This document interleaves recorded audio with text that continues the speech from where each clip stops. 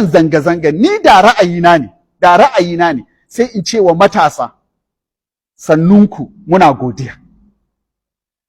Tsoratarwan zanga-zanga kaɗai da kuka yi ya sa an sami abubuwan da duk wa'azin malamai, duk nasihan masu nasiha, duk opposition ɗin 'yan opposition a tsawon shekara ɗaya ba a sami wannan abin ba. Daga tsoratarwanku kawai an yi abubuwa waɗanda alhamdulillahi ci gaba ne ƙwarai ga ƙasa idan waɗannan abubuwan suka ci gaba. Ko muna fatan a ƙara ginawa a kai. To ya kamata ɗan adam ya san yaushe zai ciza, yaushe zai busa.